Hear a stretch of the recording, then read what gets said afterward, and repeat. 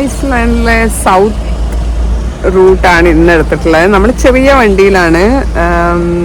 ഇന്നിപ്പോൾ ഒരു 1 ഹവറായി. ഒരു കോഫിന് വേണ്ടി ഇവിടെ സ്റ്റോപ്പ് ചെയ്തിരിക്കുകയാണ്. Hot dogs and coffee. നമ്മുടെ വണ്ടിയാണത്, ആ ചെറിയ ബ്ലാക്ക് വണ്ടി. ഐസ്ലാൻഡ് എന്താണ് ബസ് ടൂർ ഓഫ് ഐസ്ലാൻഡ്, അതാണ് ആ ടൂറാണ്. തന്നെയാണ് ഞാൻ ഗോൾഡൻ സർക്കിളിലും എടുത്തിട്ടുണ്ടായിരുന്നത്. അത് വലിയ ഇതാണ്, ഇത് ചെറുതാണ്. നമുക്കിതിനകത്ത് പോയി ഒരു കോഫി വാങ്ങിച്ചു കുടിക്കാം. കോഫി ഇല്ലാതെ എന്താ ആഘോഷം. ഇവിടുത്തെ ഏറ്റവും വലിയ ടൂർ സർവീസ് ആൾക്കാരാണ് ബസ് ട്രാവൽ ഐസ്ലാൻഡ് എന്ന് പറഞ്ഞിട്ടുള്ളത് തോന്നുന്നുണ്ട്. മാക്സിമം അവരുടേതാണ്. സോ ഞാൻ ആക്ച്വലി ഇന്നലെ അവരുടേത് ഡയറക്റ്റ്ലി ബുക്ക് ചെയ്യാൻ പോയപ്പം അത് തീർന്നു, ലൈക്ക് നോട്ട് അവൈലബിൾ. ഞാൻ ആക്ച്വലി ആലോചിച്ച് വൈകുന്നേരം റൂമിൽ ചെന്ന് ബുക്ക് ചെയ്യാൻ പോയപ്പം അവരത് ഇന്നത്തേക്ക് അവൈലബിൾ അല്ല. അവരേന് എനിക്കൊന്നൊരു 10-15 യൂറോ കുറവായിരുന്നു. അപ്പോൾ അത് അവൈലബിൾ അല്ല. എന്നിട്ട് ഞാൻ വൈറ്ററിൽ പോയി ബുക്ക് ചെയ്തപ്പം അതിനകത്ത് അവൈലബിൾ ആണ്, പക്ഷേ ഒരു 10 യൂറോസോ മറ്റോ കൂടുതലായിരുന്നു, 12 യൂറോസ് ഓർ സംതിങ് കൂടുതലായിരുന്നു. എന്നിട്ട് ഞാനത് ബുക്ക് ചെയ്തു. വേറെ ഓപ്ഷൻ ഇല്ലല്ലോ, ഇനി വെയിറ്റ് ചെയ്യാനുള്ള ടൈമില്ലല്ലോ വെച്ച്. എന്നിട്ട് ബുക്ക് ചെയ്തപ്പം അത് അലൊക്കേറ്റ് ആയിട്ട് വന്നത് ബസ് ഇതിൽ നിന്നുള്ള ആൾക്കാർ തന്നെയാണ്. ബസ് ട്രാവൽ ഐസ്ലാൻഡിൻ്റെ ആൾക്കാർ തന്നെയാണ്, പക്ഷെ ഒരു ചെറിയ വണ്ടി. എനിക്കൊന്ന് അത് അവരുടെ ഓൾറെഡി ഉണ്ട്. ഇതാ ഫുൾ ഗ്രൂപ്പ് 10-30 ആൾക്കാരുടെ വണ്ടി ഉണ്ട്. അത് കഴിഞ്ഞിട്ട് മറ്റുള്ള ഏതെങ്കിലും പ്ലാറ്റ്ഫോമിൽ നിന്ന് ബുക്ക് ചെയ്തവരെ അവർ വേറെ തന്നെ ഒരു വണ്ടിയിൽ കൊണ്ടുവരാണെന്ന് തോന്നുന്നുണ്ട്. ഇനി ഇതൊരു ചെറിയ ഗ്രൂപ്പ് എന്നുള്ള രീതിയിൽ ഞാൻ ബുക്ക് ചെയ്തുകൊണ്ടും കൂടി ആയിരിക്കാം അതിൽ എനിക്ക് കൂടുതൽ പൈസ ആയിരുന്നു. അത് മാത്രമേ അതിനകത്ത് ഓപ്ഷൻ കാണിക്കുന്നുണ്ടായിരുന്നുള്ളൂ. Bus already ഫുള്ളായിരുന്നു.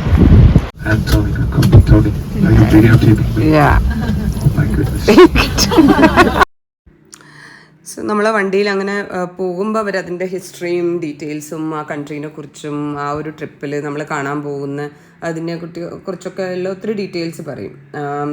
Four A long time ഞാൻ വിചാരിച്ചത് ഐസ്ലാൻഡിൽ ഇങ്ങനെ സെൽഫ് ഡ്രൈവ് ചെയ്തിട്ട് പോകാൻ മാത്രമേ പറ്റുള്ളൂ. അപ്പം അങ്ങനെ ഞാൻ വിചാരിച്ചിട്ട്, അപ്പോൾ പിന്നെ ആരുമില്ല കൂടെ വരാൻ.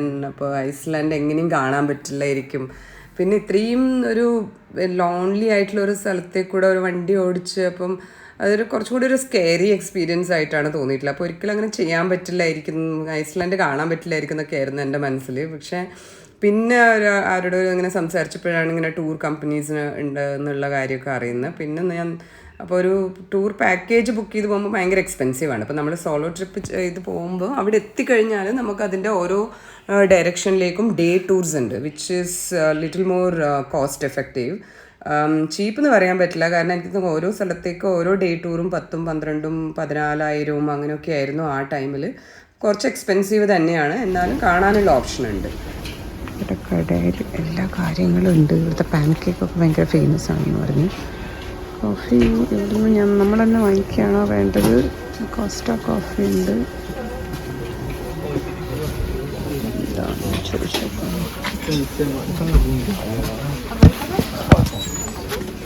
കുറച്ചും കൂടെ റീസണബിൾ ആണ് ഇന്നലത്തെ അതിനെക്കാണി. ഇന്നലെ 800-900 ആയിരുന്നു, ഇന്ന് 600 അപ്പോൾ ഒരു കിച്ചനോ വാങ്ങിക്കാം.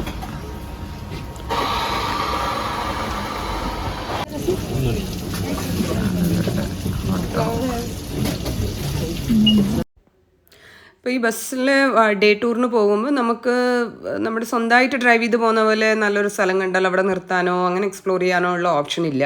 നമുക്ക് ഉള്ള സ്പെസിഫിക് ഐറ്റിനറി ഉണ്ടാവും. അപ്പോൾ ആ ഒരു സ്ഥലങ്ങളിൽ നിർത്തി അവിടുത്തെ ഉള്ളൊരു സ്ഥലം കാണാമെന്ന് മാത്രം. പക്ഷേ ത്രൂ ഔട്ട് ദ വേ നമുക്ക് ആ ഒരു ലാൻഡ്സ്കേപ്പും കാര്യങ്ങളൊക്കെ കാണാം. ഇങ്ങനെ കണ്ണെത്താത്ത ദൂരത്തോടുമുള്ള ഈ ബാരൻ ലാൻഡും ആ പച്ചപ്പും അതൊക്കെയാണ് നമ്മൾ കാണുന്നത്. വളരെ കുറച്ച് ആൾക്കാരാണ് നമ്മൾ ഔട്ട്സ്കേർട്ടിലേക്ക് പോകുമ്പോൾ കാണുക. അതുകൊണ്ട് തന്നെ സിറ്റിയിലുള്ളതിനെ കാണും നമ്മൾ ഈ ടൂറിസ്റ്റ് പ്ലേസിൽ ഡേ ടൂർ ബുക്ക് ചെയ്ത് പോകുമ്പം കുറച്ചും കൂടെ നല്ലോണം എക്സ്പെൻസീവാണ്. ഭക്ഷണമാണെങ്കിലും ഒരു കോഫി കുടിക്കാനാണെങ്കിലും ഒക്കെ.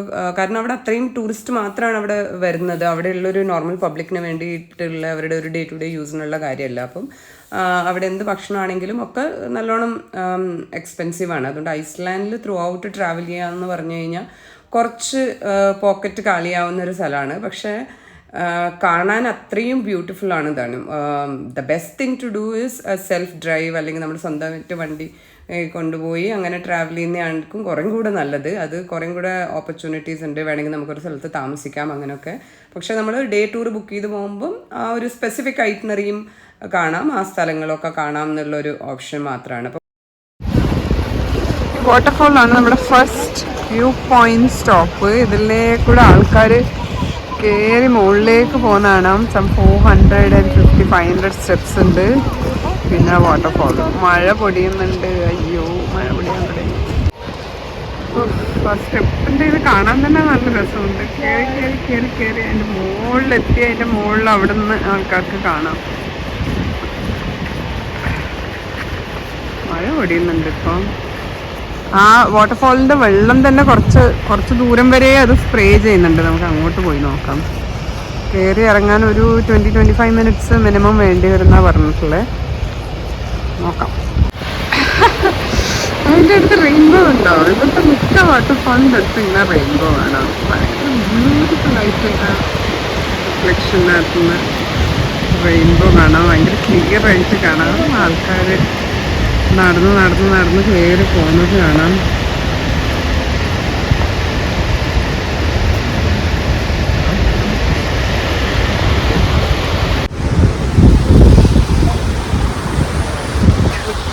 തണുപ്പ് കയ്യിലൊക്കെ.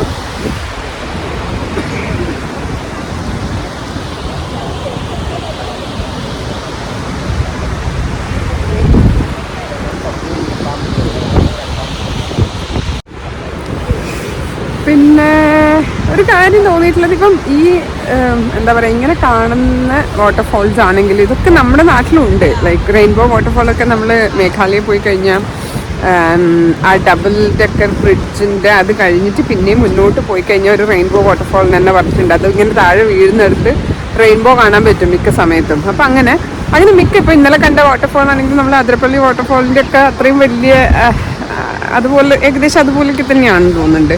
അപ്പം അങ്ങനെയുള്ള ലാൻഡ്സ്കേപ്പ് എനിക്ക് തോന്നുന്നു നമ്മളിപ്പം ഇപ്പോൾ വരുന്ന വഴി കണ്ട ഫുൾ ആട് മേയുന്ന ഇങ്ങനത്തെ ബാരൻ ലാൻഡിൽ ഗ്രാസ് ഉള്ള അതിനകത്ത് അതൊക്കെ നമ്മൾ ഈ യുക്മാഗിലൊക്കെ പോയപ്പം കാശ്മീരിൻ്റെ ഔട്ട്സ്കേർട്ടിലൊക്കെ നമ്മൾ പോകുമ്പം കാണുന്നതാണ്. അപ്പം എനിക്ക് തോന്നിയിട്ടുള്ളത്, എനിക്കൊന്ന് ഇവിടെ കാണുന്ന ഒരു ലാൻഡ്സ്കേപ്പ് നമുക്ക് ഇന്ത്യയിൽ പല സ്ഥലത്തും ഒരുവിധമുള്ള എല്ലാ ലാൻഡ്സ്കേപ്പും ഇങ്ങനത്തെ അട്രാക്ഷൻസും അതൊക്കെ നമുക്ക് ഇന്ത്യയിലും കാണാൻ പറ്റും. ഇന്ത്യയിൽ കാണാത്തതായിട്ട് എന്നുള്ള രീതിയിൽ പറയാൻ വളരെ കുറവ് മാത്രമേ ഉള്ളൂ. ചിലപ്പോൾ ഇങ്ങനത്തെ മ്യൂസിയംസ്, ആ ടൗണിൻ്റെ ഒരു ഏരിയ, അങ്ങനെയൊക്കെയുള്ള കാര്യങ്ങളായിരിക്കും. അല്ലാണ്ട് പ്രകൃതിയിൽ നിന്ന് നാച്ചുറലായിട്ടുള്ള പല കാര്യങ്ങളും എനിക്ക് തോന്നുന്നു ഇന്ത്യയിൽ അത് ഓൾറെഡി ഉണ്ട്. അങ്ങനെയാണ് എനിക്ക് തോന്നിയിട്ടുള്ളത്. ഇപ്പം എവിടെ പോയാലും ഇപ്പം നമ്മൾ വെനീസ് പോയിട്ട് കാണുന്നതൊക്കെ നമുക്ക് കാശ്മീരിൽ കാണാനുണ്ട്. പക്ഷെ പിന്നെ അതിൽ ഒരു ഡിഫറൻസ് എന്ന് പറഞ്ഞാൽ ഇത്രയും ഒരു കാം ആൻഡ് ഇതായിട്ട് നമുക്ക് ട്രാവൽ ചെയ്യാനുള്ള ഒരു ഓപ്ഷൻ ഇല്ല. ചിലപ്പം എന്താ പറയുക, ഇത്രയും ഫെസിലിറ്റീസോടുകൂടെ ട്രാവൽ ചെയ്യാനുള്ള ഓപ്ഷൻ ഇല്ല. ഇങ്ങനെ ഒരു ക്ലൈമാറ്റിക് കണ്ടീഷൻ ഇതാക്കിയിട്ട് ട്രാവൽ ചെയ്യാൻ ഓപ്ഷൻ ഇല്ല. പിന്നെ എന്താ പറയുക, നമ്മുടെ വെറൈറ്റി ഓഫ് ആൾക്കാരെ നമ്മൾ ഇപ്പോൾ ഇവിടുന്ന് കാണുന്നത്. ഇപ്പം ഇന്നലത്തെ ബസ്സിലൊക്കെ പോകുമ്പോൾ ആ ഒരു ബസ്സിൽ തന്നെ 17 രാജ്യത്തു നിന്നുള്ള ആൾക്കാരുണ്ടായിരുന്നു. അപ്പം അങ്ങനെയുള്ള ഓപ്പർച്യൂണിറ്റീസൊക്കെ കുറവായിരിക്കും. കാരണം നമ്മൾ അവിടെ നിന്ന് തന്നെ ഉള്ളവരായിരിക്കും മിക്കവാറും.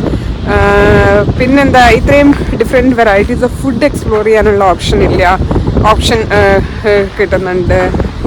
പിന്നെ നല്ല ഫെസിലിറ്റീസും കാര്യങ്ങളും കിട്ടുന്നുണ്ട്. അത്രയും ഡിഫറെൻ്റ് ആയിട്ടുള്ള ലോകത്തിൻ്റെ പല ഭാഗത്തു നിന്നുള്ള ആൾക്കാർ ഉണ്ട്. അപ്പോൾ അവരുമായിട്ട് ഇൻട്രാക്ട് ചെയ്യാനുള്ള ഒരു ഓപ്പർച്യൂണിറ്റീസ് ഉണ്ട്.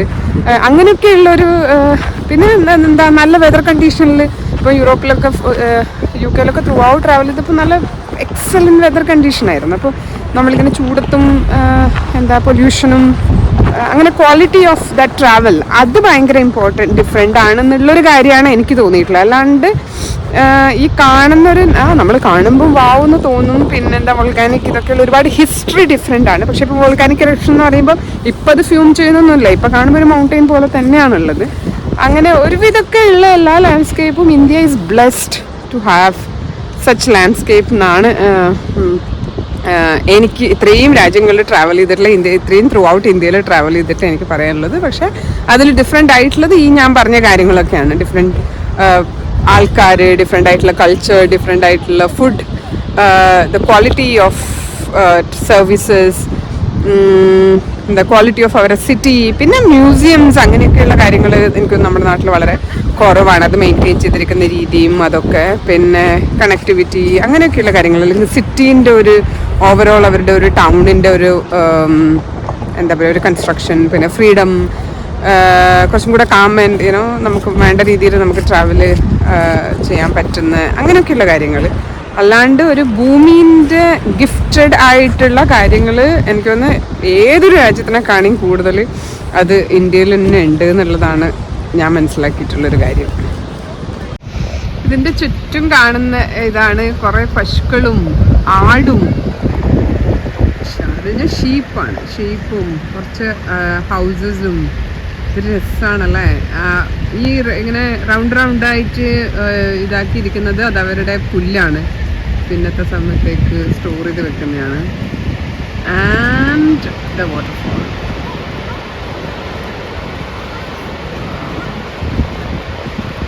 എന്താണല്ലേ ഇവിടെ നിൽക്കുന്നവർക്ക് എല്ലാ ദിവസവും എഴുന്നേറ്റ് വാട്ടർഫോളിലേക്ക് നോക്കാം. ഒരു മാസീവ് ലാൻഡ്സ്കേപ്പ് നമുക്ക് ആ വണ്ടിയിലിരിക്കുമ്പോൾ കാണാം ഇങ്ങനെ. അപ്പോൾ അവർ ഓരോ സ്ഥലത്ത് എത്തുമ്പോഴും ഇവിടെയാണ് വോൾക്കാനോ ഇറപ്ഷൻ ഉണ്ടായിരുന്നത്, ഇത് മുന്നേ ഉണ്ടായിരുന്ന വോൾക്കാനോസ് ആണെന്നൊക്കെ പറഞ്ഞിങ്ങനെ ഓരോ സ്ഥലത്തേക്ക് നമുക്ക് കൈ ചൂണ്ടി കാണിച്ച് പറയുന്നൊക്കെ ഉണ്ട്. പക്ഷെ ഇപ്പം കാണുമ്പോൾ നമുക്ക് ദൂരെ നിന്ന് കാണുമ്പോൾ ഒരു മല കാണുന്ന പോലെ അങ്ങനെയൊക്കെയാണ് കാണാൻ പറ്റുന്നത്. നമ്മുടെ സെക്കൻഡ് പോയിന്റ് ആണ് ഗ്ലേഷ്യർ. ഒരു ഇറ്റാലിയൻ ഫുഡ് ട്രക്ക് ഉണ്ട് ഇവിടെ. ഇതിൻ്റെ പിറകെയൊക്കെയാണ് നമ്മൾ ഗ്ലേഷ്യറിലേക്ക് പോകുന്നത്. ഗ്ലേഷ്യർ എഴുതി വെച്ചിട്ടുണ്ട്. ഇതിൽ കൂടിയാണ് നടന്നു പോകേണ്ടത്. ഇത് 11 കിലോമീറ്റർ ഡിസ്റ്റൻസ് ഉള്ളതാണ്. പിന്നെ എന്താ 570 സ്ക്വയർ മീറ്റർ ഡിസ്റ്റൻസ് അങ്ങനെയൊക്കെ അത് അതിൻ്റെ അകത്ത് എഴുതിയിട്ടുണ്ട്. പിന്നെ ഇത് വൺ ഓഫ് ലൈക്ക് ഐസ്ലാൻഡിൽ തന്നെ 4ാമത്തെയോ 5ാമത്തെയോ വലിയ ഗ്ലേഷ്യറാണ്, 5th പൊസിഷൻ. പിന്നെ ഇവരുടെ കട്ട്ല വോൾക്കാനോ എന്ന് പറഞ്ഞാൽ ഇവിടുത്തെ ഏറ്റവും വലിയ വോൾക്കാനോ ആണ്. ഇതിൻ്റെ എന്താ പറയുക, ഇതിൻ്റെ ഉള്ളിലാണ് ഒരു പോർഷൻ ഓഫ് ആ പെർട്ടിക്കുലർ വോൾക്കാനോ ഉള്ളത്. അപ്പം 1918 മറ്റോ ഉണ്ടായിരുന്ന ആ വോൾക്കാനിക് ഇറപ്ഷനിൽ ഒരുപാട് ഗ്ലേഷ്യറൊക്കെ മെൽറ്റ് ചെയ്ത് ഫ്ലഡൊക്കെ ആയി ഒരുപാട് ആഷ് ഡെപ്പോസിറ്റ് ചെയ്ത് ഭയങ്കരമായിട്ട് ഇമ്പാക്റ്റ് ഉണ്ടായിട്ടുണ്ട്. അത് കഴിഞ്ഞിട്ട് ഇത്രയും വർഷമായിട്ട് എന്തോ 10 to 21 ഇറപ്ഷൻസ് ഉണ്ടായിട്ടുണ്ട്. പക്ഷെ അത് ഭയങ്കര ലാർജ് ആയിരുന്നില്ല. ഏത് സമയം വേണമെങ്കിലും കട്ട്ല വോൾക്കാനോ ഇറപ്റ്റ് ചെയ്യാം എന്നുള്ള രീതിയിലാണ് പറയുന്നത്. ചെയ്ത് കഴിഞ്ഞാൽ അത് ഭയങ്കര സിഗ്നിഫിക്കൻ്റ് ആയിട്ടുള്ള ഇതായിരിക്കും കൂടെ പറയുന്നുണ്ട്. പിന്നെ ഈ ഗ്ലേഷ്യർ ഓരോ വർഷവും ഇങ്ങനെ വലുതായി വരാണെന്നാണ് പറയുന്നത്. ഡിപ്പെൻഡിങ് ഓൺ പിന്നെ എന്താണ് ഇത് ടെമ്പറേച്ചർ ഗ്ലേഷ്യറാണെന്ന് പറഞ്ഞ പോലെ അതിൻ്റെ ഉള്ളിൽ വെള്ളമുണ്ട്, അതിൻ്റെ ലേയേഴ്സിൽ വെള്ളമുണ്ട്. അപ്പോൾ അതിൻ്റെ ഒരു വെള്ളത്തിൻ്റെ ക്വാണ്ടിറ്റിക്ക് അനുസരിച്ച് അതിൻ്റെ വെയിറ്റ് കൂടും. അപ്പോൾ ആ വെയിറ്റും ഇതും പിന്നെ ഗ്രാവിറ്റിയും കൊണ്ട് അതിങ്ങനെ മൂവ് ചെയ്ത് വരും. അങ്ങനെയാണ് അതിൻ്റെ സൈസ് കൂടുന്നതെന്നാണ് പറയുന്നത്. പിന്നെ മുകളിലുള്ള ടെമ്പറേച്ചർ വേരിയേഷൻ അനുസരിച്ചിട്ടാണ് അത് മെൽറ്റ് ചെയ്ത് പോകുന്നത്. അപ്പോൾ അതിൻ്റെ ഉള്ളിലുള്ള വാട്ടർ ഡെപ്പോസിറ്റ് എത്രയുണ്ടോ അതിൻ്റെ വെയിറ്റിനനുസരിച്ച് ഗ്രാവിറ്റിക്ക് അനുസരിച്ച് അതിങ്ങനെ മൂവ് ചെയ്ത് വലുതായി. അപ്പോൾ 1997 എത്രയായിരുന്നു, 2000 എത്രയായിരുന്നു ഒക്കെയുള്ള റിസർച്ച് അവിടെ കൊടുത്തിട്ടുണ്ട്. പിന്നെ ഇവിടെയുള്ള ഈ ഒരു സ്പെസിഫിക് റിസർച്ച് സ്കൂളിൽ അവർ വന്നിട്ട് എല്ലാ വർഷവും ഇതിൻ്റെ ഒരു അളവ് മെഷർ ചെയ്യും, ഇൻക്ലൂഡിങ് ഇളകവും ലേക്കിൻ്റെ ഡെപ്തും ഒക്കെ മെഷർ ചെയ്ത് അവരതിൻ്റെ ഒരു എന്താ പറയുക സെൻസെക്സ് പോലെ അതെടുത്ത് മെയിൻറ്റെയിൻ ചെയ്യുന്നുണ്ടെന്നാണ് പറയുന്നത്. അങ്ങനെ കുറേ അധികം ഡീറ്റെയിൽസ് അവിടെ എഴുതിയിട്ടുണ്ട്. പക്ഷേ ഈ ഗ്ലേഷ്യറിൻ്റെ ഒരു പോർഷൻ ഓഫ് ഗ്ലേഷ്യറിൻ്റെ അടിയിൽ ആ കട്ട്ല വോൾക്കാനോ ഇത് ചെയ്യുന്നത് കൊണ്ട് തന്നെ അത് എപ്പോഴെങ്കിലും ഇറപ്റ്റ് ചെയ്തിട്ടുണ്ടെങ്കിൽ അത് ഈ ഗ്ലേഷ്യറിനും സിഗ്നിഫിക്കൻ്റായി ഇമ്പാക്റ്റ് ചെയ്യും. ഗ്ലേഷ്യറിനെ ഇമ്പാക്റ്റ് ചെയ്യുന്നതോടനുസരിച്ച് തന്നെ ഈ ഗ്ലേഷ്യറിൽ നിന്നുള്ള വെള്ളം ഫുൾ മെൽറ്റ് ചെയ്ത്, കാരണം വോൾക്കാനോ ഇറപ്ഷനിൽ അത്രയും കൂടുതൽ എനർജിയും ഹീറ്റും ആണല്ലോ ജനറേറ്റ് ചെയ്യുന്നത്. അപ്പോൾ അത് എന്താ പറയുക മെൽറ്റ് ചെയ്തിട്ട് ഫ്ലഡ് ഉണ്ടാവാനുള്ള ചാൻസ് ഉണ്ട് എന്നുള്ളതാണ്. അപ്പോൾ ഒരു വോൾക്കാനോ പ്ലസ് ഗ്ലേഷ്യർ ഉണ്ടാകുമ്പോൾ ഉള്ളതിൻ്റെ ഒരു ഇമ്പാക്റ്റ് ആ രീതിയിലാണ്.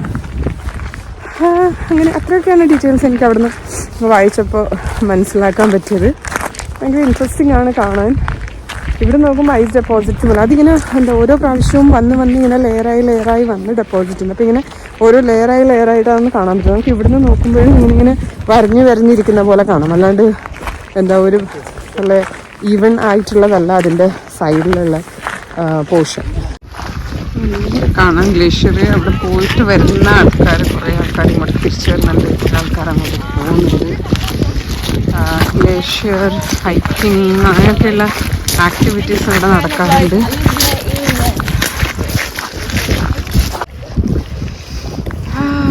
മൾട്ടിപ്പിൾ ലേയേഴ്സ് ഓഫ് ഐസ് പോയി നിന്നിട്ടാണ് ഗ്ലേഷ്യർ ഉണ്ടാവുന്നത്. അതിൽ നിന്ന് കുറേയൊക്കെ ഇങ്ങനെ ഐസ് അലിഞ്ഞലിഞ്ഞ് പോയിട്ട് അതിൻ്റെ ബാക്കിയുള്ള ഭാഗമാണ് ഈ കാണുന്നത്. അവിടെ കാണാം, അത് ഫുള്ളായിട്ട് ഇങ്ങനെ ഉണ്ട്. ഇങ്ങനെ അവിടെ ഉണ്ട്, അതിനും ഇങ്ങനെ ഓരോ ലെയർ പോലെ നമുക്ക് കാണാൻ പറ്റും ഈ വലിയ ഇതിനകത്ത്.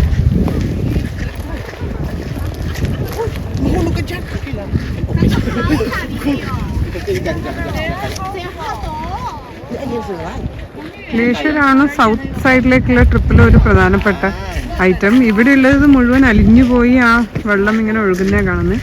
അവിടെ ഉള്ളത് ഇങ്ങനെ ഫുള്ളി ഡെപ്പോസിറ്റ് ആയിട്ടുള്ള ഇതാണ്. അതുവരെ നടക്കാം നമുക്ക്.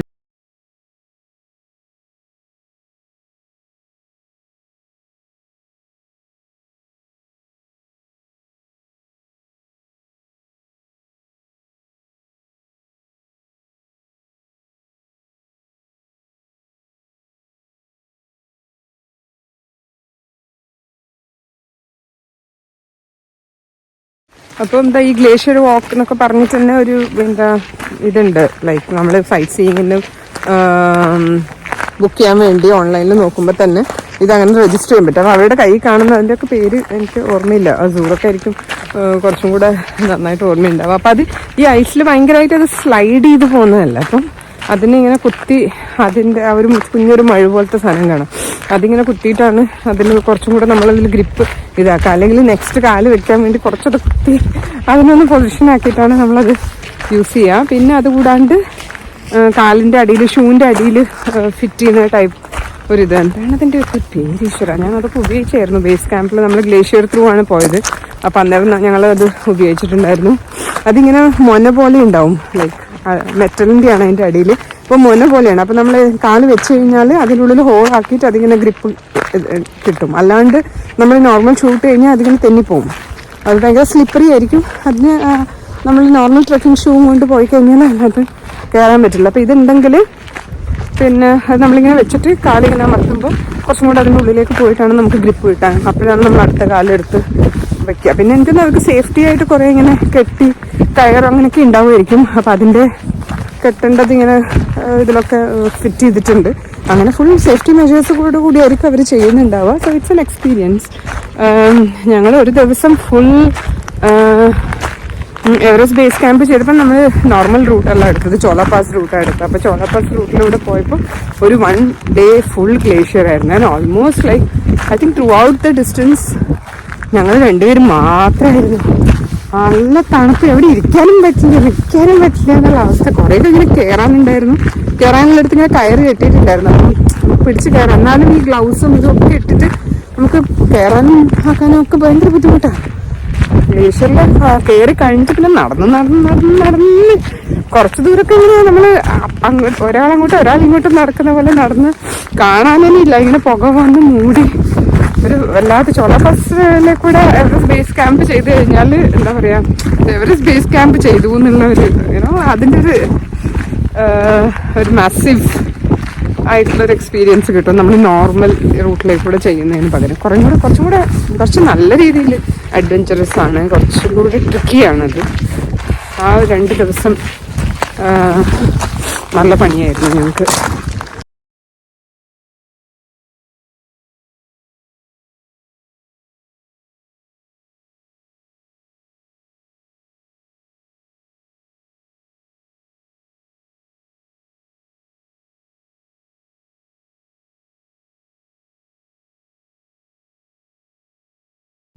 ഇപ്പോൾ ഗ്ലേഷ്യർ വാക്ക് എന്ന് പറഞ്ഞിട്ടുള്ള ആ സൈറ്റ് സീയിങ് ബുക്ക് ചെയ്ത് വന്നവർ ഇവിടെ നിന്നെല്ലാം റെഡി ആയിട്ടാണ് അവർ ഗ്ലേഷ്യർ വാക്കിന് പോകുന്നത്. അതാണ് കാണുന്നത്.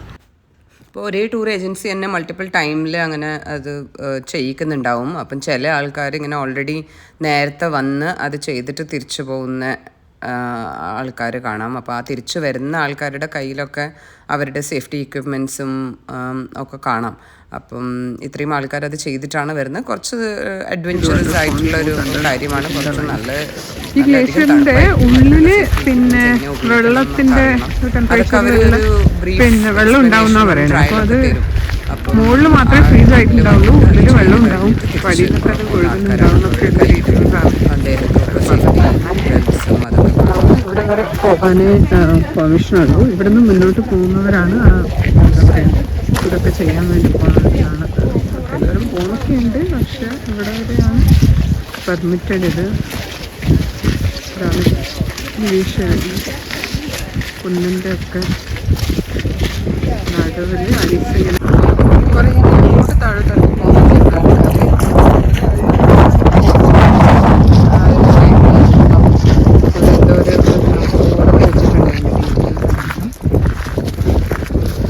കുറച്ചധികം സമയമുണ്ട്. നമ്മളതായ വണ്ടിയിലൊക്കെയാണ് വന്നിട്ടുണ്ടെങ്കിൽ ഇങ്ങനെ കറങ്ങി തിരിഞ്ഞ് ഇങ്ങനെ നടന്നിട്ടൊക്കെ പോകാം. പക്ഷെ നമുക്ക് ഓപ്പറേറ്ററിൻ്റെ കൂടെ വരുമ്പോൾ നമുക്ക് ടൈം ബൗണ്ട് ആയിട്ടുള്ള ആക്ടിവിറ്റിയാണ്. അപ്പോൾ തിരിച്ചു പോകണം. ഓൾമോസ്റ്റ് തിരിച്ച് ഇവിടെ എത്തി. വണ്ടികളൊക്കെ കണ്ടോ? മെയിനായിട്ട് ടൂറിസ്റ്റിക് ആയിട്ടുള്ളൊരു പോയിൻ്റാണ്. ഇവിടെ വാഷ്റൂമൊക്കെ ഉണ്ട്, പക്ഷേ പൈസ കൊടുത്തിട്ട് യൂസ് ചെയ്യേണ്ട വാഷ്റൂമാണെന്ന് പറഞ്ഞിട്ടുണ്ടായിരുന്നു. ഈ ഒരു ഫുഡ് ട്രക്ക് ഉണ്ട്. എന്താ പറയുക, ഇവരുടെ എക്കണോമിൻ്റെ ഒരു 20-25% വരുന്നത് ഇപ്പം ടൂറിസം എന്നാണ് പറഞ്ഞ കഴിഞ്ഞ വർഷങ്ങളായിട്ട്. ഞാൻ ഇന്ന് വന്ന ഇതിനകത്ത് ഒരുപാട് പേര് ഏഷ്യ എന്നുള്ളവരാണ്. ലൈക്ക് ചൈന, തായ്ലൻഡ്, അതിൽ നിന്നുള്ളവരാണ് ഒരുപാട് കൂടുതൽ ഇന്നത്തെ. ഞങ്ങളുടെ ഗ്രൂപ്പിൽ തന്നെ ഉള്ളവരെല്ലാവരും ഒരു 80% എനിക്കൊന്ന് ചൈനയിൽ നിന്നുള്ളവരാണ്. ബാക്കിയുള്ളവരാണ്. സൂപ്പിനൊക്കെ 2200-2500 എങ്ങനെ സൂപ്പ് വാങ്ങിച്ചു. പിന്നെ മഫിനൊക്കെയാണ് പിന്നെയും കുറച്ച് ടൂണ, സോസേജ്, സാൻഡ്വിച്ച് അങ്ങനെയൊക്കെയുള്ള ഐറ്റംസാണ്.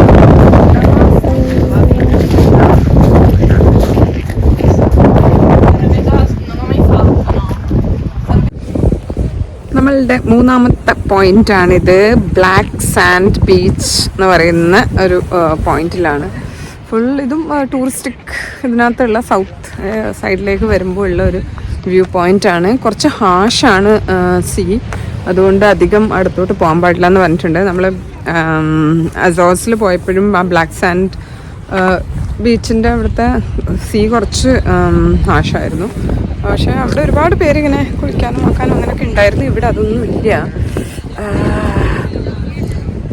ജസ്റ്റ് ഒരു എന്താ പറയുക, ഒരു ബീച്ച് കാണാനുള്ള പോലെയാണ്. അങ്ങനെ അധികം കടലിലേക്കൊന്നും ഇറങ്ങാൻ പാടില്ല. ഇവിടുന്ന് ഒരുപാട് പേര് മരിക്കുകയും ഒക്കെ ചെയ്തിട്ടുണ്ട് എന്നൊക്കെ അയാൾ വീഡിയോ ഒക്കെ കാണിച്ചു, എങ്ങനെയാണത് ഇങ്ങനെ വലിച്ചുകൊണ്ട് പോകുന്നതെന്ന്. സോ ബി കെയർഫുൾ എന്ന് പറഞ്ഞിട്ടുണ്ട്.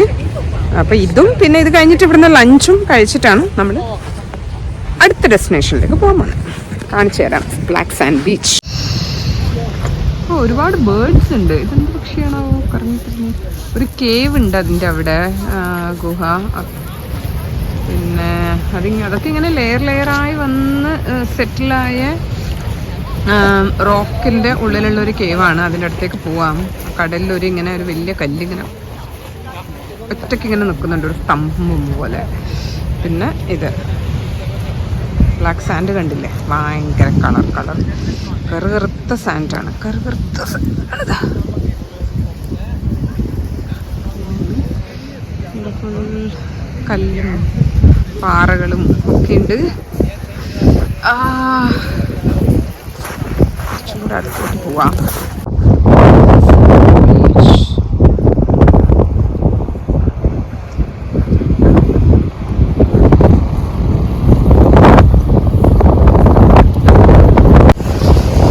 വല്ലാത്തൊരു ഗുഹയാണിത്. പാറ ഇങ്ങനെ ഉറ്റിച്ച് നിൽക്കുന്ന പോലെയുണ്ട്. ഇതിൻ്റെ ഉള്ളിലൊരു സ്പേസ് ഉണ്ട്.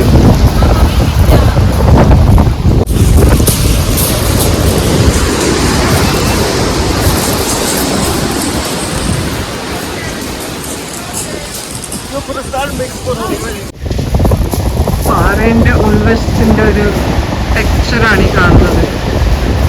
ഇങ്ങനെ ലെയർ ലെയറായിട്ട് ഇങ്ങനെ ഉറ്റി നിൽക്കുന്ന പോലെയാണ്. പാറ കൊണ്ടുള്ളൊരു ഗുഹ.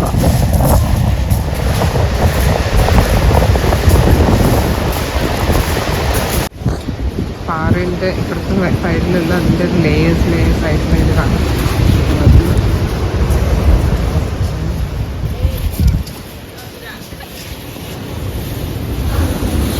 ശരിക്കും എത്ര ലെയർ ഓഫ് ഡെപ്പോസിറ്റ്സ് ആണെന്നുള്ളത്, എങ്ങനെയാണ് അത് ഒഴുകിയതായി ഡെപ്പോസിറ്റ് ആയിരിക്കുന്നത് എന്നുള്ളത് ക്ലിയർ ആയിട്ട് കാണാൻ പറ്റുന്ന ഒരു പാറയാണ്.